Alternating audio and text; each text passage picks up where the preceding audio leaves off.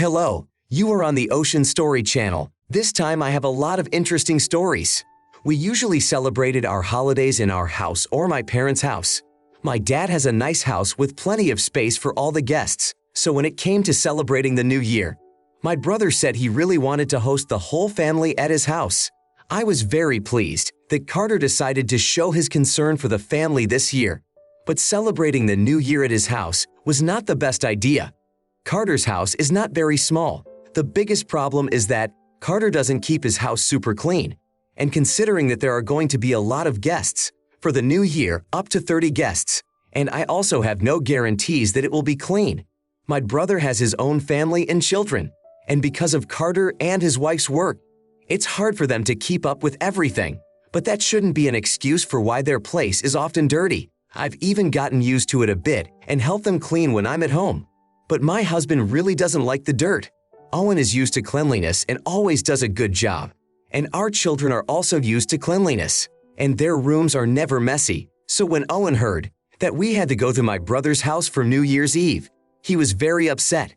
Also, my husband does not like the limited space in my brother's house. And this is true because the house is not bad in terms of area. But it has very low ceilings, so even the Christmas tree has to be cut down to fit into the house. Owen is quite tall and could often hit his head through the doorway at my brother's house. And if we're talking specifically about the holidays, up to 15 people can fit in the Carter house without any problems. This year, my dad said he's bringing a lot more relatives, so by all accounts, going to my brother's house on New Year's Day is not a good idea for everyone. I'm even afraid to think what might happen if someone agrees to it. Some guests will have to go outside to eat. Some will have to sit in the living room, while others will eat in the bathroom. I don't even want to think about it anymore. Even my son, who is 8 years old, says that it would be better not to go to Carter's for New Year's party. It's hard to disagree with him. The whole family asked me to talk to Carter. The last thing I like to do is tell my brother that the whole family doesn't want to celebrate the new year at his house. I know my brother very well. It would definitely hurt him a lot. I have been asked to talk to Carter for several days. However, I don't have the energy or desire to do so. Everyone is well aware that if no one talks to Carter, they will have to go to him. And the holiday will be more of a disaster than something pleasant for all the guests. I asked my dad to talk to Carter. However, my father refused to do so, shifting the responsibility to his wife. My mom also said I didn't know how to talk to Carter without offending him. In the end, I had to talk to my brother. Believe me, it was a very difficult conversation. It was like walking through a minefield, where every step is a new chance to offend my brother. When Carter heard that most of his relatives were against coming to his house, Carter was offended by this and called us all ungrateful and canceled his invitation. He also said that he would not go to the general holiday with his relatives at our dad's house. Now everyone is blaming me for not having a good conversation with Carter.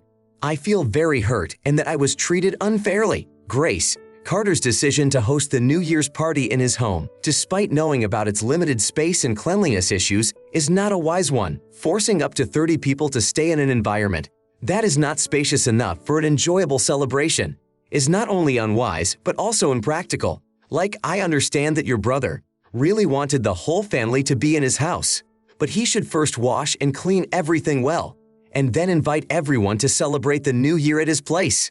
Otherwise, the New Year's Eve celebration will be a disaster for all the guests. Chloe, Carter's refusal to participate in a joint celebration with her family after the invitation was rescinded adds an unnecessary level of conflict to the situation. It demonstrates an inability to separate personal feelings from the collective joy of celebrating with family. Your brother's feelings must have been hurt very badly. However, what could he have expected? Few people want to go to a house for a holiday where there is dirt on the table or floor. People don't wear clean clothes to get them dirty when they sit down on the couch. Instead of being offended, Carter needs to learn from this. I don't know what to add. I am surprised by the reaction of your family. No one wanted to take responsibility for the conversation with Carter, but when it came to a head, all of your close relatives were the first to make you look guilty in this conflict. I've never been like your brother, and I understand perfectly well that people want comfort. Your brother was right to be offended. I also have questions for your father, who did not want to talk to his own son. He probably decided that you would rather sacrifice your good relationship with Carter than him. It's a very bad story with your family, not just your brother. Girl, learn from this. A new great story. My wife went crazy with the desire to eat what she wanted. We were supposed to invite my wife's parents to our family dinner. My brothers and sisters also wanted to come. About 13 people were supposed to be at our family dinner. My wife Penelope is very fond of different delicate dishes. This means that she also likes a lot of meat products. Penelope and I have slightly different diets. I haven't eaten meat for 2 years now. Because of complications from an illness, it doesn't stop us from living, but I eat it separately from my wife. For the last 3 months, I've been feeling sick from the smell of meat. This has started to create small conflicts between us. Penelope thinks that I am deliberately spoiling her appetite so that she doesn't eat so much meat.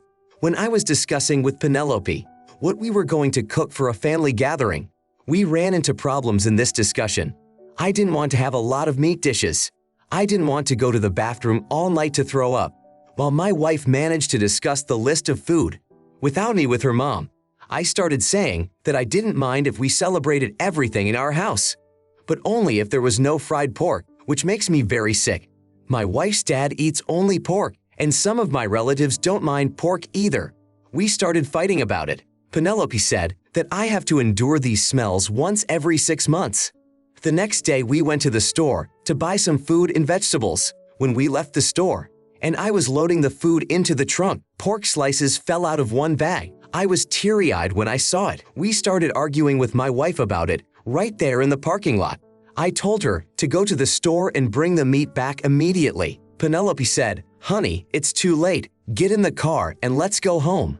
While we were in the car, Penelope began to say that it was very important for her and her family to have real pork on the table. I was not satisfied with what she was saying at that moment. I told her that we were going to my house where there are certain rules. You realize that the smell alone makes me sick, not to mention the taste. And if they're frying pork, the smell will be everywhere. Do you want me to spend the night outside or in a bar? If that's what you want, then you win. Penelope started to say that I was trying to manipulate her into doing something that only I liked. In the end, Penelope said, "My family wants to have a happy evening just like yours, and you won't get in the way." I told her, "Who's selfish?" It ended with no one coming to our house. My mom organized a party at her place, and my wife is very angry with me and says I'm a vegan asshole. It looks like I was really wrong here. Wyatt, Penelope's decision to discuss the menu with her mom without involving you seems a bit unfair. It's like she decided everything behind your back and asked your opinion when everything was already planned. Your wife really thought about the holiday very hard, so much so that Penelope didn't take your needs and opinions into account. You did the right thing by raising this issue. Even though you were rude, it was appropriate under the circumstances. Dude, you had a right to be rude in that moment. And now, Penelope is trying to manipulate you out of her resentment towards you. You have physical indications not to breathe the smell of meat. It's not very pleasant, but it's not very cool to fight over things like that. John, arguing about whether you can tolerate the smell of meat once every 6 months shows a lack of empathy on Penelope's part. For your health and dietary preferences, this unwillingness to compromise can damage your relationship. I'm afraid that one of you might file for divorce over a piece of pork. Your wife was acting in the best interest of all the guests, not just you. If you think that Penelope is the one to blame, you are very much mistaken. She's right. You should compromise for the sake of your family at least once in a while. You have offended your family and your wife by your actions. A man shouldn't do what you did. Layla, even if you couldn't stand the smell of meat anymore, this is no reason to spoil a family dinner. You could come back when the meat is ready so you don't have to smell it so much. But you decided to show your character and started to show your aggression.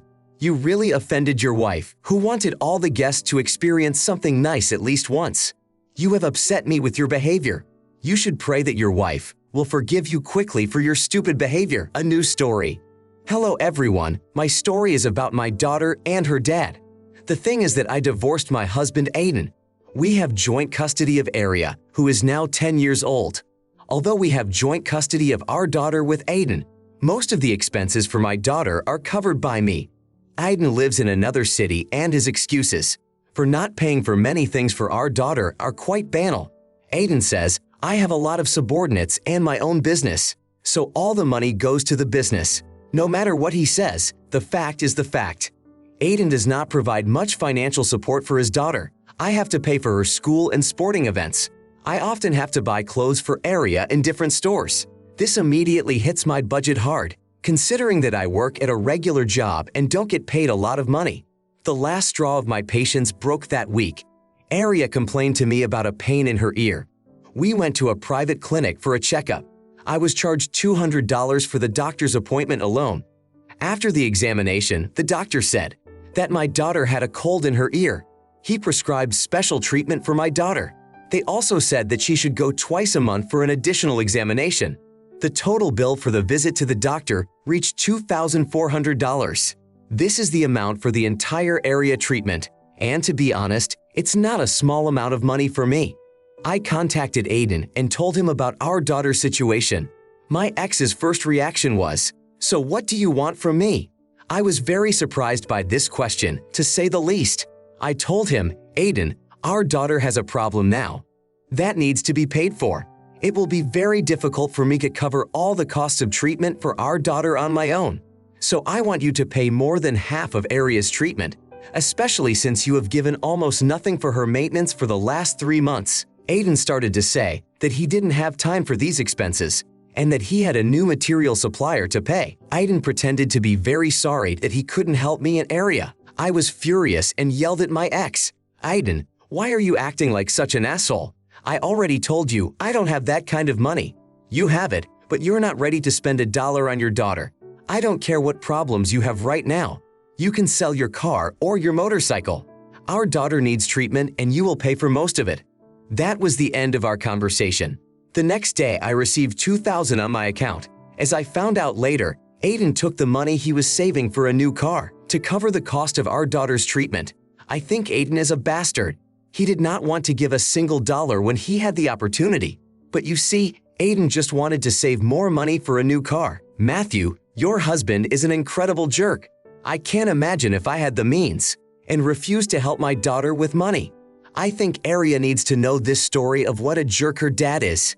He doesn't really love her. He's just a dad to her on paper. Because when a man has a business and money, and he says he can't provide it for his own daughter's treatment, I'm sorry, but Aiden is an idiot. After that, I would have gone to court and tried to do something about it. Don't just leave it at that.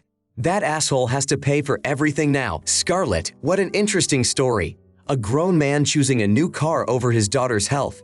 Is a shame for Aiden to do that. He has a very cool plan. I guess Aiden thinks I'd rather raise money for my own needs, and my ex-wife will somehow manage herself and my daughter. Or maybe Aiden doesn't think anything at all, and just doesn't want to be a real dad to Aria. I wish I was in her shoes and knew what my dad did. I would cut him out of my life forever. Aria doesn't deserve a selfish dad like Aiden. I am so sorry for your daughter and you. Samuel, your ex had no right to refuse money for Aria at all. If you wrote that Aiden hasn't paid anything for the last 3 months, he must have forgotten that a man has to take care of his child, even if he can't be there. I recommend that you don't even try to ask him for anything anymore, because Aiden is a total bastard who doesn't care about anything but himself. A new story that surprised me. A few years ago, my brother David married Victoria. In the few years they have been married, I have not been able to visit them for more than a few hours. This is all because of my studies and constant practice. This year, I graduated from college and was able to find a job with a good schedule. Now I have a work schedule. 1 week I work, and the other week I have a day off. It's actually quite optimal for me because I have time for my personal affairs and I have a certain amount of money for my needs. Although my mom said that working as a manager is not very respectable nowadays, I don't really care about that. The main thing is that the job is normal for me. When I had a week off from work, my brother said that I could spend time with him because we hadn't spent time together for a long time. I thought it was the coolest thing ever, so I agreed. My plan was to stay there for 5 days. On the first day, I had a not so pleasant experience. As it turned out, my brother's wife is a rather strict woman. Victoria said that I could stay in their house as long as her husband or a few other people were also in the house. As I understood, she does not like to be alone with someone. I respect other people's boundaries and certain principles. so I thought it would not be a big problem for all of us. Even from the first day, I realized that the rule of not being the only one in the house with her was not so easy. David was about to go to the hardware store. At the time, I was in my room playing an old guitar. David came in and said, "Let's go." I asked him, "Where are we going?" David told me that he had to go and buy some things for the house. I remembered the rule and realized that I had no choice but to go with my brother. On the way, I tried to ask David why his wife Victoria was so strict and had such a rule. My brother couldn't say anything because he didn't know the reasons. In the end, it probably doesn't matter. That same day in the evening, my mom told David to come to her house and get the parcel he forgot that week. It was right before dinner when I was really hungry. I asked if we could go to get the package at another time or day. David said it was important to him, so we had to go now. This situation was the beginning of our conflict.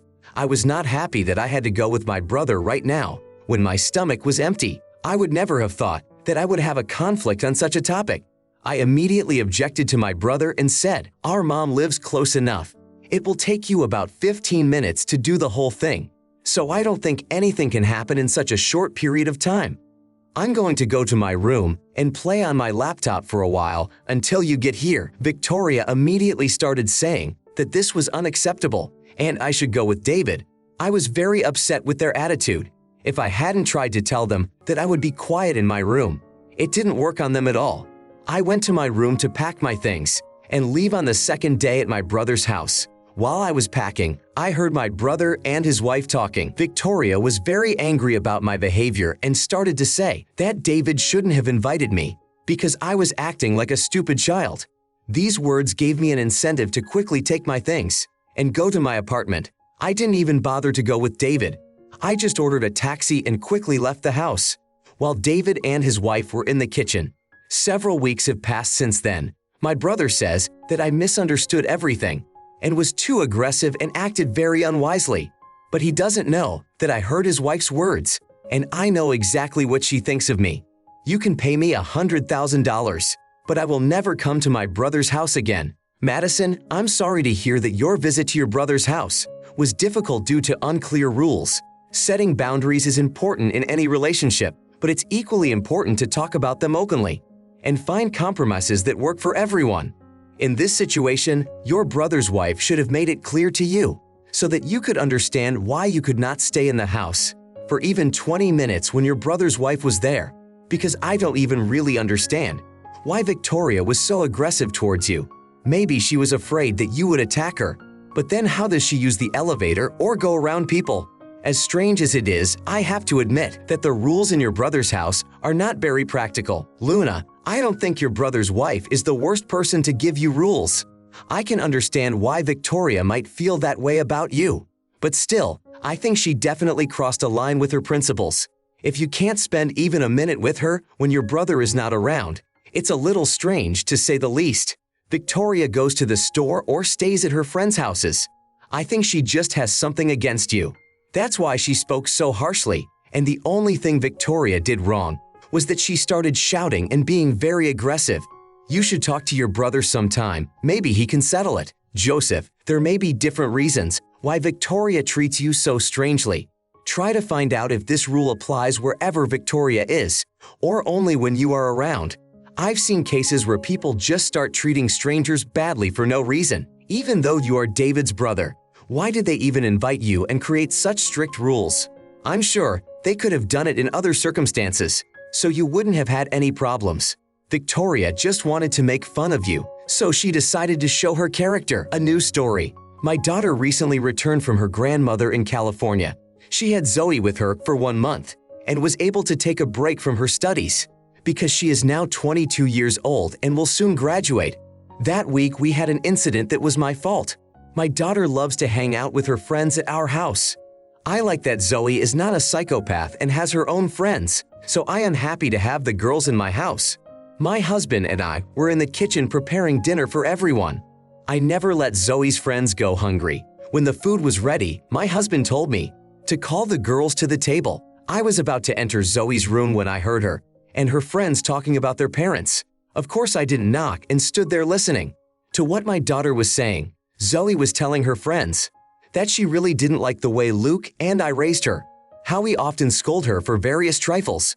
Zoe said that my mom is very nice, but she doesn't really care about me. She cares more about my little brother. Zoe told her friends how her dad is untidy and rude. If something happens in a way he doesn't like. I finally knocked on the door after a while and invited the girls to the table. That evening, I told my husband Luke about everything. I was worried that my daughter didn't like us and was saying stupid things. Luke reassured me and said that we should show our daughter more love. I felt calm and went to bed. In the morning, I prepared breakfast for everyone and waited for my children and my husband to come to the table. When everyone was seated and we were eating, I could not stand it and started asking my daughter how they had been with their friends yesterday. Zoe said I was happy to talk to her friends. My conversation went a little further and I asked, "And what did you talk to them about?" Zoe replied, "Mom, don't ask me that. I don't even remember much." This answer did not satisfy me, so I started talking. "Do you really think that your father and I don't give a damn about you? That we are rude and don't think about your needs? Do you really think that I love any of the children more or less? I think you were wrong to say those words to your friends yesterday." My daughter sat there looking at me in amazement. There was only one thing she could say. "Did you really stand there and listen to my conversation with my friends?" I had to admit that I did. Zoe was upset by this and threw a little tantrum. My daughter began to say that my action clearly confirmed her words about me. Zoe said that I shouldn't have listened to what she was talking about with her friends. Zoe went to her room slamming the door loudly. I was very sorry that it turned out that way. My husband was also unhappy with what I had done. Luke started scolding me for telling our daughter everything and ruining everyone's mood in breakfast. I had to apologize to my husband for that too.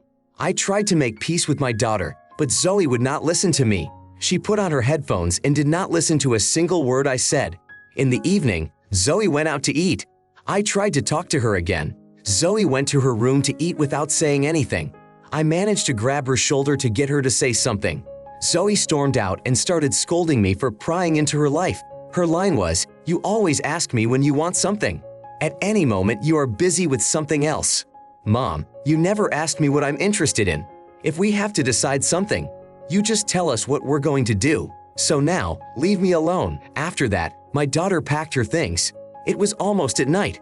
My husband and I approached Zoe to find out where she was going. My daughter said, "I don't want to be in a house where I'm being bugged and I don't have any freedom of speech." Luke and I tried to convince her to stay home. Zoe did not listen to us. She took a taxi to her friend's house and has not spoken to me since. Luke is in contact with Zoe, but she does not want to talk when I am around. I know what I did was very wrong, although I think that Zoe is clearly exaggerating the situation. I have acted like a selfish mother. Now I have no idea how to deal with Zoe, and also how to apologize to my husband for this drama. Jaden, apologize to your husband for the unintended consequences of your actions. Discuss how to handle sensitive family issues in a more balanced way in the future. Rebuilding trust with Zoe will require a sincere apology, a commitment to respect her privacy, and a demonstration of sincere efforts to improve your communication, because what you did is something I could never forgive. Your daughter is right. Even though she is at your house, she still has the right to have private conversations. Therefore, you owe Zoe a great deal. Nora, listening in on your daughter's private conversation without her knowledge, and then confronting her at breakfast, violated her trust. This invasion of privacy understandably upset Zoe and escalated the situation. What were you thinking when you started that conversation at the table? It is obvious that your daughter will start to defend herself, and she will be quite right in doing so. Just think about how you would react if you found out that someone was listening in on your conversation. I think you, as an adult, know that this is definitely not right. Your daughter will calm down over time, but it's not a given that she will have the same trust in you as she once did.